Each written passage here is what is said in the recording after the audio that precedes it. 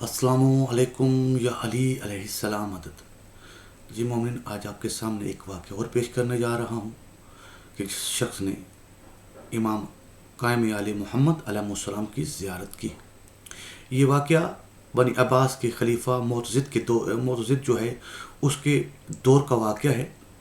ایک شخص ہے جس کا نام رشید صاحب المعدنانی ہے. وہ کہتے ہیں کہ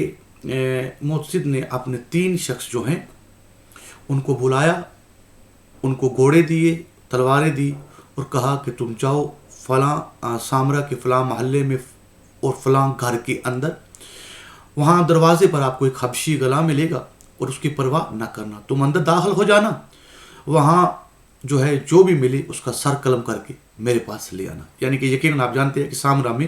معتضد نے اپنے سپاہیوں کو بھیجا امام علیہ السلام کے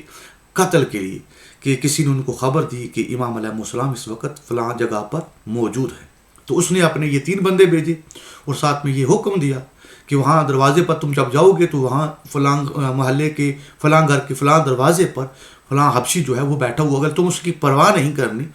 اس کی پرواہ کیے بغیر تم اندر داخل ہو جانا اور پھر اس کے بعد جو فرد بھی وہاں ملے اس کا سر کاٹ کے میرے پاس لے آنا. تو یہ شخص کہتے ہیں کہ ہم جب وہاں پہنچے تو ویسا ہی ہوا اور ہم نے اس حبشی غلام کی پرواہ نہ کی اور ہم زبردستی ہی اندر داخل ہو گئے. اس نے ہم کو بڑی روکنے کی کوشش کی لیکن ہم رکے نہیں. جب ہم صحن میں داخل ہوئے تو وہاں باہر کچھ بھی نظر نہیں آیا. تو وہاں ایک کمرہ تھا، ہم نے سب تینوں کے تینوں سپاہی جو ہیں اس کمرے کی طرف بڑھے تو اس کمرے کا دروازہ کھولا ہوا تھا. ہم نے کیا دیکھا کہ اس دروازے کے اندر سامنے ایک سمندر ہے اور اس سمندر کے اوپر ایک مسلح بچھا ہوا ہے اور اس مسلح پر ایک ہستی ہے جو عبادت کے اندر مشغول ہے اور اس نے ہماری طرف بالکل نہیں دیکھا، نہ ہماری طرف متوجہ ہوا ہم کیا کر رہے ہیں، کہ ہمارے ہاتھوں میں کیا ہے، ہم کیوں آئے، اس ہستی کو کوئی پرواہ نہیں تھی. تو انہوں نے یہ کہتے ہیں کہ ہم جب دروازے کے آگے بڑھے تو ہمارے دوستوں میں سے جو 3 سپاہی تھے ان میں سے ایک آگے بڑھنا کوشش کی کہ میں جو صاحب مسلح پر بیٹھے ہوئے ان کو کسی طریقے سے پکڑوں اور ان کا سر قلم کروں. تو جیسے ہی اس نے پاؤں رکھا تو وہ ایک دم سے پانی میں، وہ ظاہری طور پر وہ ایک فرش نظر آ رہا تھا لیکن وہ فرش نہیں تھا بلکہ وہ پانی کا ایک سمندر تھا. وہ اس کے اندر پانی کے اندر چلا گیا. تو ہم نے اس کو، جو باقی دونوں باہر تھے، ہم نے اس کو پکڑ کے جلدی سے باہر نکالا. تو اب وہ جب باہر نکلا تو دوسرا جو سپاہی تھا اس نے کہا تم رکو اب میں جاتا ہوں.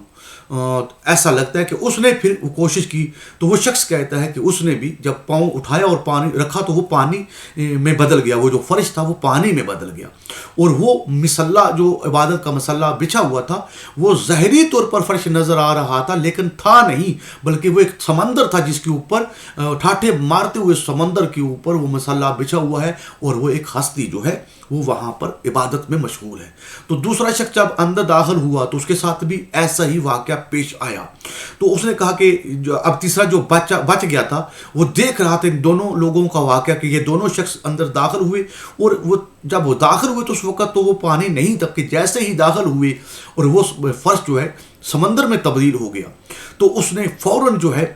تعجب کیا اور فوراً جو ہے وہ کہتا ہے کہ میں نے اس ہستی سے توبہ کی اور معافی مانگی کہ میں آپ کی شخصیت اور اس بلند فضیلت کو میں نہیں جانتا تھا، آپ کی معرفت نہیں رکھتا تھا، مجھے معاف کر دے، مجھ سے یہ غلطی ہو گئی کہ ہم آپ کے گھر میں بغیر اجازت کے داخل ہوئے اور جس نے ہم کو بھیجا ہے اس نے ہم کو آپ کے بارے میں کچھ اور بتایا تھا اور آپ کی جو فضیلت میں نے اپنی آنکھوں سے دیکھی ہے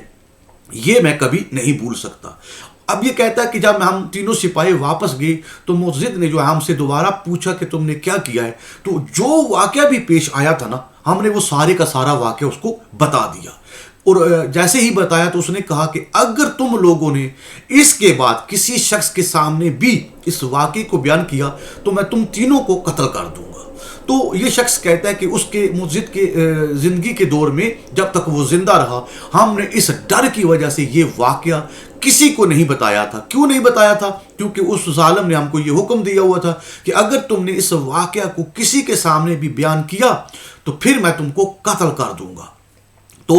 ہم نے قتل سے بچنے کے لیے اس واقعہ کو بیان نہیں کیا تھا. اب اس لیے کر رہے ہیں کہ اب وہ ظالم جو اس دنیا میں موجود نہیں ہے، اور ہم نے جو اپنی آنکھوں سے دیکھا تھا اور معجزے نے جس مقصد کے لیے ہم کو بھیجا تھا وہ ہم لوگوں کو بتانا چاہتے ہیں کہ ہم نے اپنی آنکھوں سے یہ چیز دیکھی تھی. وہ ایک کمرہ تھا، ظاہری طور پر وہ نظر آ رہا تھا کہ فرش بنا ہوا ہے، لیکن وہ فرش نہیں تھا، اور وہ جو ہستی تھی وہ کوئی عام ہستی بھی نہیں تھی. آپ خود سوچیں کہ جو ہستی ٹھاٹھے مارتے ہوئے سمندر پر مسلح عبادت کو رکھ کے اس پر عبادت میں مشغول ہو اور وہ پانی ایک فرش کی نما بن جائے اس کے لیے، تو یہ ہستی کوئی عام ہستی نہیں ہے. تمام مومن سے گزارش ہے کہ اس واقعہ کو زیادہ سے زیادہ مومن تک شیئر کرے، تاکہ جو لوگ جو بھی